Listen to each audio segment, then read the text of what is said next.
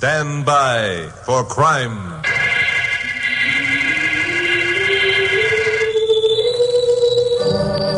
Hi, Chuck Morgan, KOP newscaster speaking. You know, there are a few of us who realize the tragedy of the displaced person. To appreciate just how tough it really is.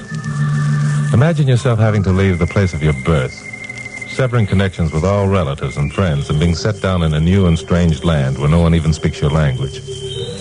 It's not pleasant to think about, is it? Well, here in Los Angeles, we have our quota of DPs.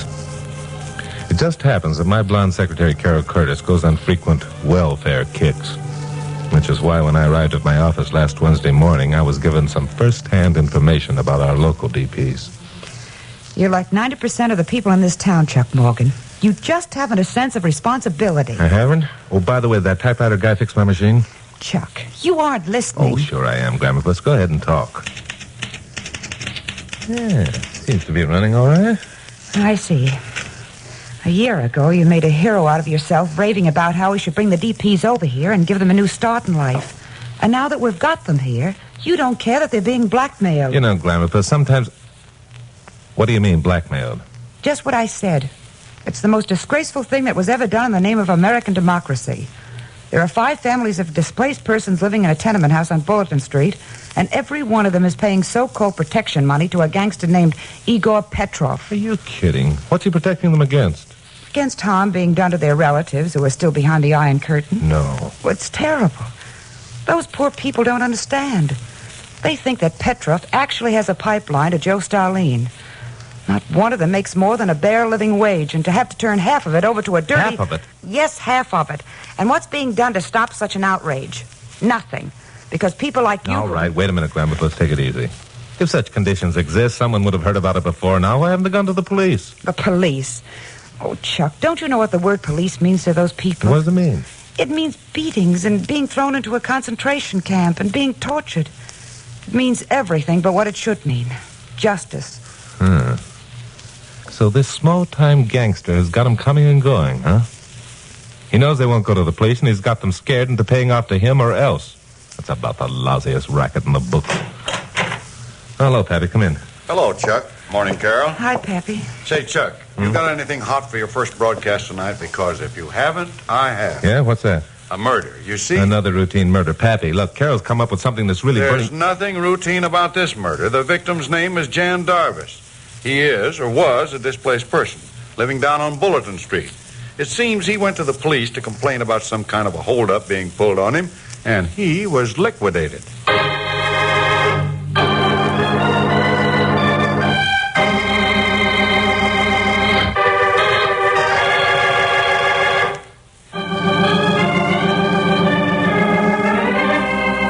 Pappy Mansfield is owner of KOP. Usually he lets me alone regarding the nature of the stuff I use on my broadcast. But occasionally he gets into a sweat about a particular story and demands that I give it the full treatment. I only got into a sweat about this one, which accounts for the fact that 5 minutes after he'd announced the murder of Jan Darvis, Carol and I were on our way to Bulletin Street.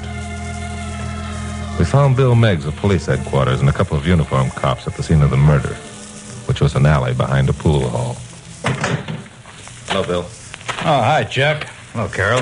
Hello, Bill. I wondered when you two would be along. Pappy tell you I called? Yeah, he told us. This is where they found the body, eh? Yes, only it wasn't a body when they found it. Darvis was still alive. He didn't die till they got him to the hospital. Did he say anything before he died? Well, he told us he'd gone to a policeman about the protection money he'd been forced to pay, and that's why he was beaten up. Did he tell you the policeman's name? Nope, but we'll find out. Bill, you don't think this policeman had... Sure I do. And don't give me that shocked look. We cops aren't all lily-white any more than everybody in every other business is. So far, we've a pretty clean record. It's going to be cleaner when I get my hands on this particular cop. Any clues, Bill? Well, yes. A set of brass knuckles, for one. Yeah. Blood on them, too, huh? Oh, what horrible-looking things. Not pleasant, that's for sure. You got any theories worked out, Bill? Yeah, I have. From the looks of Darvis's body, I figure that whoever beat him up didn't intend to kill him.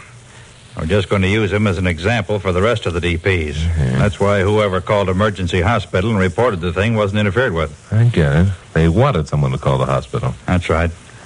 This Petrov character is too small time to risk getting mixed up with murder. Have you had Petrov picked up? Not yet. Most we could do is hold him for 24 hours for questioning. Yeah, I don't suppose any of the other DPs will talk. No, it's the same old story. They're scared stiff. They don't want the same thing to happen to them or their families. A rotten mess. Bill, what are you going to do about it? Well, just what you and every other representative American would expect me to do, Carol. I'm going to find the murderer of Jan Darvis and send him to the gas chamber. Yeah, it's going to be a tough job, Bill. Anything we can do to help. I know something we can do to help right now. Yeah? What's that? Have you talked to Anna Darvis yet? She's Jan's mother. No. That's where I plan to go from here. Well, don't. Let Chuck and me see her first. She's frightened of the police. She has another child, a 12-year-old girl, and she's terrified of what might happen to her. But look, if she won't talk to me... I know her, Bill. I've been calling on her once a month for almost a year. She trusts me. Maybe I can persuade her that the police in America are different, that they actually want to help her. That sounds like a good deal, Bill. At least you can't lose anything, man. Yeah, maybe you're right. Okay, you two go up and have a talk with the lady and report your findings to me at headquarters. Bulletin Street is one of those crummy districts that few of our respected citizens are aware exist. As Carol and I walked along that dirty, noisy pavement, I marveled at the fact that she'd been making trips down here all by herself once a month just to check on our DPs and other unfortunate families.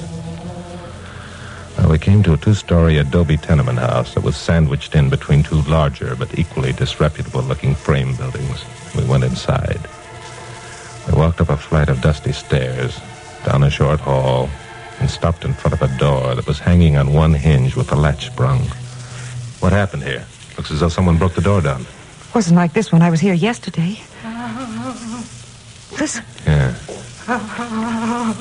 It's Anna, poor thing. Let's go in. We pushed open what remained of the door and entered the tiniest living room I've ever been in. A single window opened onto an air shaft. The room itself was spotless. The furniture, though old, was neat and in good taste. Snowy white curtains were at the window. To the right, a door led to the kitchen. What we could see of it was as meticulously clean as the living room. It was in this room that we heard the sobbing. It had stopped now. There was an ominous silence. We crossed to the kitchen and entered. A woman, perhaps 50 years old, was seated at the table.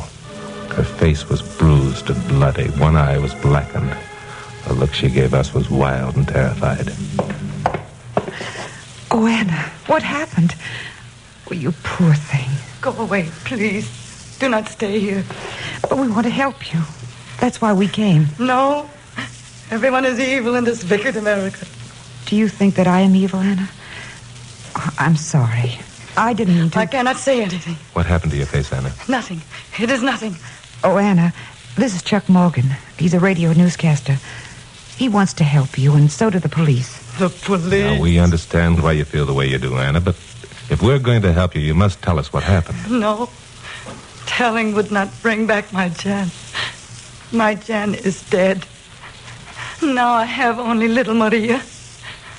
Poor little Maria. She's so frightened. It is like in the concentration camps. But then we always had the dream of coming to America. It was a beautiful dream, America. If it were not for that dream, most of us would have died. And now... Please, Anna. Please. Where is Maria now, Anna? No, I will not tell. The evil men will not have my little Maria. They can kill me and I will not tell. Anna, perhaps if you wait knew a minute, what... Chuck. Anna, you trust me, don't you? You have been kind, Miss Curtis. Of all the people, you have been kind. And if I were to make you a promise, you know I'd keep it. I will not tell. I will not. Anna, the only way we can help you as we want to do is to have your cooperation. We understand how you feel, how much afraid you are. We don't want anything to happen to Maria either. That's why I suggest that you let us take you away from here. You and Maria both. Take us away? Away from them? Yes, away from them. I have an apartment up on Wilshire Boulevard. You can stay there. Miss Curtis will stay with you. We'll have a half a dozen policemen guarding the place until this rotten mess is cleaned up. Then I'll not have to stay here alone. It's a promise, Anna. You have my word for it. But first, you must tell us what happened. Yes. Then I will tell you. It was last night, about 9 o'clock, I think. I was alone here in our home. Someone knocked on the door.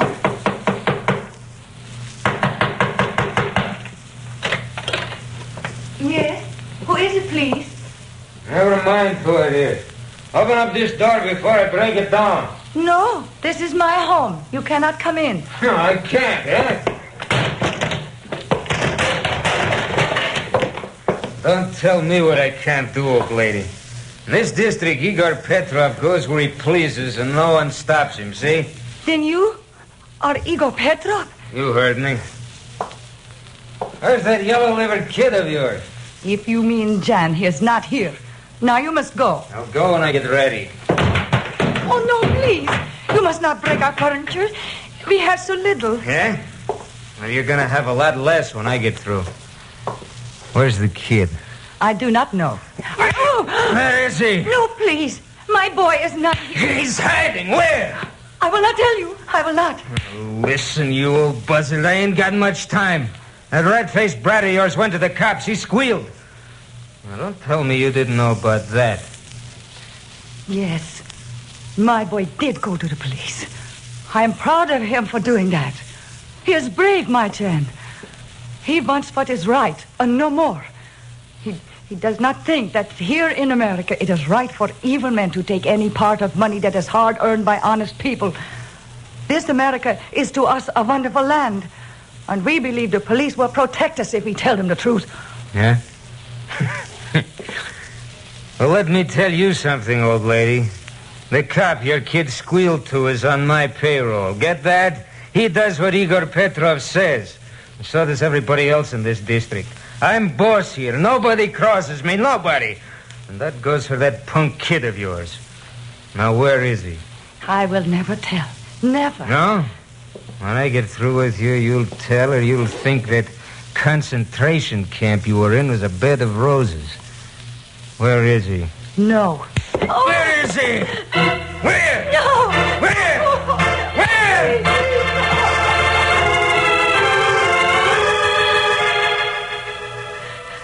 It was horrible. Yes, it was horrible. Worse, I think, than the camps. Did you tell him where your son was, Anna? No. Jan came home while Petrov was still here. He is a little man, my Jan. He was no match for the man who was beating me. How awful. Did Petrov take Jan away? Yes, he took Jan away. And now my Jan is dead.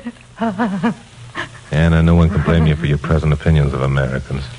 Except for Caro, our people haven't been very well represented among those you've met. That's going to change, beginning right now. Caro, I want you to pick up Maria, wherever she is, and take both her and Anna out to my apartment. I'll phone Bill Miggs, tell him the story, and ask him to send some cops out. All right. But, Chuck... Yeah? What are you going to do? I'm going to make a call. Yeah, that's it. I'm going to make a call. I want to demonstrate to a certain district gang boss that here in America we don't tolerate gutter rats.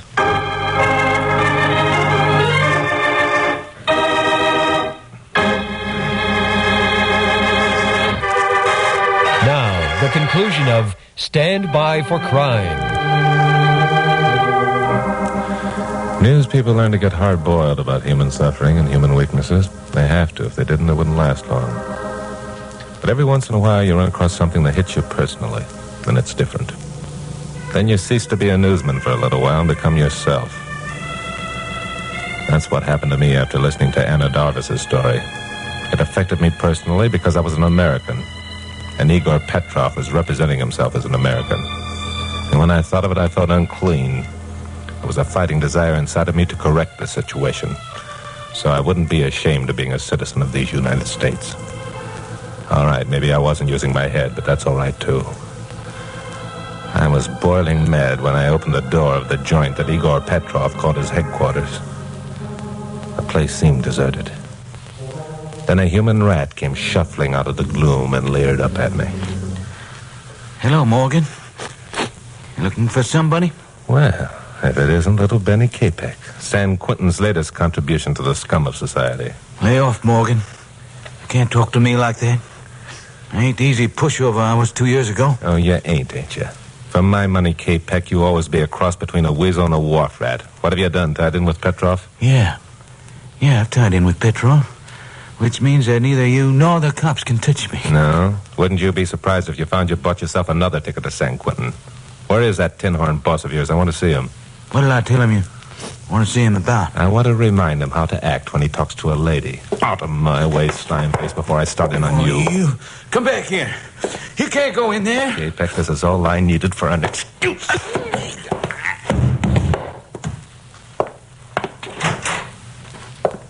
Hello, Petrov. Morgan, who let you in here? I invited myself. Rat, come from behind that desk, brother. This is something I'm going to enjoy. What you? Take back, Spider! That's right. Call your rats, but first I want to give you a little lesson in good manners. Am I getting my point across, Petrov? Boys, help! Get back! Calling yourself an American. Why, you aren't fit to lick the boots of those people. Help! Boys! Okay, boss. Coming! Come on, boys! Get in! Get in! Me if you can.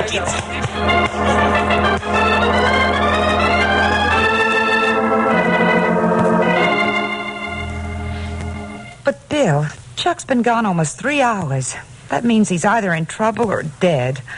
How can you and Pappy calmly sit here smoking cigarettes and not even worry about him? I am worried about him. When he called me on the phone, he asked me if I'd give him until 6 o'clock before I picked up Petrov. Said he had a plan. Chuck's plans usually pay off, Carol. Oh, not always. Why, I've seen him so beaten up he looked as though he had been run through a meat grinder. I didn't say he didn't get himself worked over occasionally. He's a glutton for it. But he usually gets what he goes after. Oh, you men. We have Mrs. Darvis's story. Isn't that enough to arrest Petrov on, for heaven's sake? She was an eyewitness. Not to Jan Darvis's murder.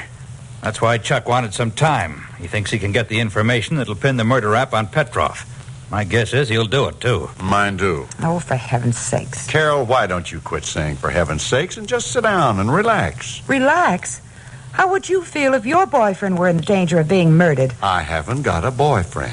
That's not very funny, Pappy. Sorry. Oh, forget I it. tell you what I'll do, Carol. If we don't hear from Chuck within the next 15 minutes, all three of us will take a run down to Bulletin Street and have a look around. Okay? Do I have a choice of answers? 15 minutes isn't long to wait. The chances are, right now, Chuck is on his way back here with Petrov as his prisoner and a full confession in his pocket.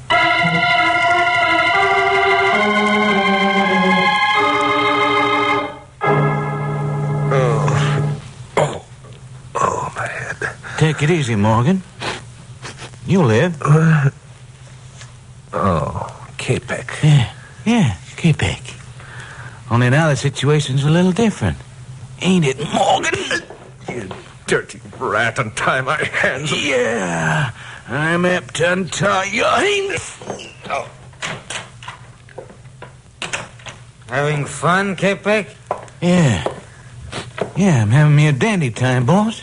Petrov, if you had a brain in your head, you'd know you couldn't get away with this. I've got a brain in my head, and I am getting away with this. You ready to talk, Morgan? About what? You know about what. You hit the old lady and the kid. I've already told you. They're in my apartment on Wilshire. There are 7 cops guarding the place. And I say there ain't no one in your apartment on Wilshire. And I say there is. And why don't they answer the phone? Maybe they don't want to. If they're not in my apartment, they're at police headquarters. Why don't you call the chief? Okay, Morgan, suit yourself. You ready to play some more, K-Peck? Boss, ain't nothing I'd rather do. All right, you got 15 minutes. Make him talk in that time, or you and me is going to have an understanding. Oh, I'll make him talk. Just leave me alone with him. I got my own particular methods. So Petrov went out of there, and K-Peck began having his fun. Only this time I wasn't as cooperative as before. I passed out almost at once, or pretended to. This made K-Peck mad. There wasn't any fun beating an unconscious man. But it also gave me time to think. I told Bill Miggs I had a plan. That was partly to keep Bill away from Bulletin Street until I had had a go at this deal myself. And partly because there had been an idea in the back of my head. But what was it? At the time, I'd been too mad to analyze its worth. Then I remembered the brass knuckles that Bill had found. But what about them? There'd been dried blood in those knuckles. Sure, that was it. Dried blood. Well, it wasn't much of a plan. But in my present situation, who was I to be choosy? I cautiously opened one eye and saw Capek sitting 2 feet away, watching me. Okay, Morgan. You ready for some more? Hold it, Capek. I've got something to say. You better had. Go on. Talk. What about the brass knuckles? Huh? What about the brass knuckles? They're going to prove that you murdered Jan Darvis. They're going to send you back to San Quentin, this time with a reserved seat in the gas chamber. They ain't going to prove nothing. Now cut out. Wait a minute. There was blood on those knuckles, Capek, your blood. So how's anybody going to prove that? Easy. The cops will take a sample of your blood, compare it with the blood on the brass knuckles, and you'll be charged with murder. Hey, you're crazy. Anyway, they want my knuckles. I didn't have nothing to do with... With what, Capek? None of your business. Now, you going to see... So far, you've been nothing but a small-time operator, Capek. Murder's out of your line. The only way you can save yourself from the gas chamber is to tell me who owns those brass knuckles. Turn me loose. Shut up. I won't do it. I can save you from the gas chamber, Capek. I'm the only one who can. Petrov would double-cross you in a minute. The cops are on their way here right now. You haven't got much time. You kidding me, Morgan? I'm giving it to you straight. Mrs. Darvis has already told her story to the police. The only reason you and Petrov haven't been picked up yet is because they didn't have proof of the murder. Now they've got it with the blood on those brass knuckles. You'll see that I don't get no murder rap? Yes. I don't want to take no rap for nothing I didn't do. Then you won't. It's a promise. Okay, Morgan. I'll take a chance. But if you pull a cross on me... I never pulled a cross on anybody in my life. Now hurry up. We haven't got much time. I held my breath while Capek worked on the ropes for fear he'd change his mind. One hand came free. The little weasel was working on the last knot of the second hand when the door opened. Capek! What the devil... Take it easy, Petrov. Capek and I have made a deal. He's going to turn state's evidence on you, and I'm going to see that he doesn't take a rap for a murder you committed. Why? Come on, Capek, let's get him. You're a lousy shot. Too bad, because you won't get a chance for another. Well, Pappy, Bill Miggs, Glamourpuss. Fancy meeting you here.